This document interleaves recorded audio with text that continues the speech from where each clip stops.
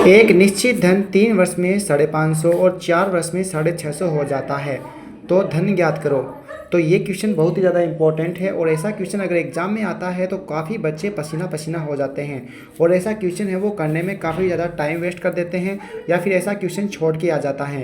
लेकिन मैं आपको बताऊंगा ऐसा क्वेश्चन अगर आपके एग्जाम में आ जाए तो कैसे आप बहुत ही चुटकियों में ऐसे क्वेश्चन का आंसर निकाल सकते हो। तो देखो, सबसे पहले आपको निश्चित धन 3 वर्ष में इतना हो जाता है, मतलब उसका 3 वर्ष का मिश्र धन दिया हुआ है। तो आपको लिखना है 3 वर्ष का मिश्र धन।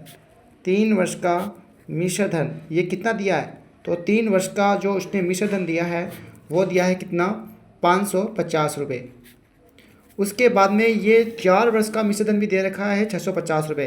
तो आपको 4 वर्ष का मिश्र धन दिया है कितना, 4 वर्ष का मिश्र धन इसने दिया है कितना, 650 रुपये। तो आपको क्या करना है, तो 4 वर्ष का जो मिश्र धन है उसमें से 3 वर्ष का मिश्र धन को घटा देना है। तो आपके पास 1 वर्ष का जो मिश्र धन निकल के आ जाएगा वो कितना निकल के आ जाएगा, 0 में से 0 गया 0, 5 में से 5 गया 0 और 6 में से 5 गया 1। तो आपके पास 1 वर्ष का मिश्र धन निकल के आ गया है 100 रुपये।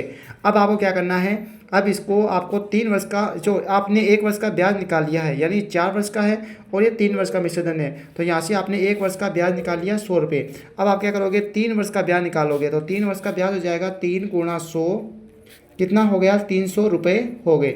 अब क्या करना है, आपको मूलधन निकालना है।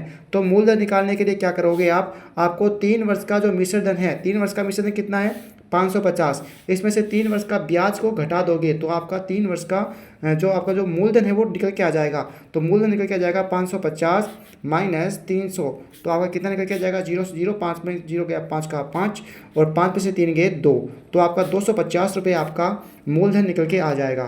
तो इसका राइट आंसर होगा 250, ऑप्शन ए इसका जो राइट आंसर होगा।